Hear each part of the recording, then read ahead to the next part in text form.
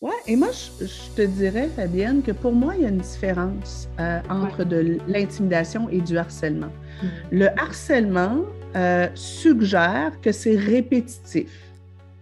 Mhm. Or, quelqu'un peut m'intimider sans que ce soit répétitif. Je ne sais pas si les gens se rappellent, je ne sais pas comment ça s'est passé en Europe, là, mais nous, ici, il y a une quinzaine d'années, on avait eu une vague de taxage. Le taxage, c'était un jeune qui s'en va, par exemple, à l'école et ils se mettent une bande autour de lui et ils exigent que le jeune, par exemple, donne sa casquette, ses chaussures. Donc, ils le volent, ils le dépouillent sous la menace. Et même si ça arrive juste une fois, le jeune, il le fait parce qu'il a peur, il est intimidé. Si mon mari, parce qu'il n'est pas content ou parce qu'il veut m'obliger à faire un truc, prend une attitude menaçante, il m'intimide. Mhm. Il cherche à m'intimider. Alors que ce n'est pas nécessairement du harcèlement. Et aussi, le harcèlement, c'est quelque chose qui est répétitif. Donc, des insultes répétitives, des bousculades répétitives, un rejet systématique. Donc, alors que l'intimidation, j'aime bien le terme intimidation parce que ça inclut un rapport de force. Ouais, ouais. Mhm. C'est quelqu'un qui prend pouvoir sur un autre. Alors, pour moi, il y a quelque chose de différent. Moi, au primaire, là, à l'école primaire, il y avait des jeunes caïds qui menaçaient souvent, pouvaient nous dire des insultes de façon répétitive. C'était une forme de harcèlement. Mais moi, ça ne m'empêchait pas de dormir la nuit.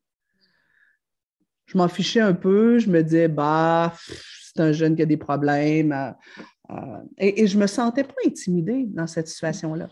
Alors, même si lui me harcelait, ça n'avait pas le même impact. Alors que si un rapport de force, et le rapport de force, ça peut être quelqu'un m'intimide et utilise, par exemple, je ne sais pas, moi, ça pourrait être le cahier de la classe qui est grand et costaud et qui m'intimide en me faisant peur parce qu'il est grand et costaud et que moi, je me sens vulnérable et que ben, je me mets régulièrement en sortant de l'école, je cours jusque chez moi parce que j'ai peur de lui. Là, c'est de l'intimidation. Oui, je Euh, perçois bien la différence. Mhm. ouais. Et l'intimidation, ça peut aussi, le rapport de force, ça peut être simplement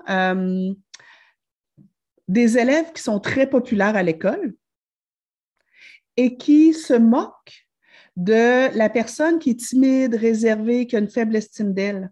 Le rapport de force, à ce moment-là, il n'est pas physique, il est psychologique. Ouais. Ça pourrait être un rapport de force en lien avec le groupe. On est une bande qui s'en prenne à une personne. Donc, pour moi, dans l'intimidation, il y a davantage de ça, cette espèce de rapport de force-là. Mais aussi, ce qui est intéressant pour moi, c'est que l'intimidation implique un intimidateur et une personne intimidée.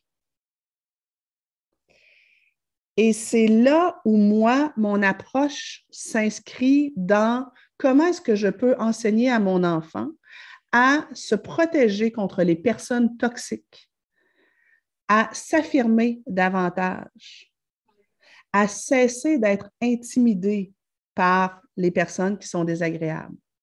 Parce que le jour où il n'y a plus d'intimidé, l'intimidation n'existe plus. C'est tellement vrai.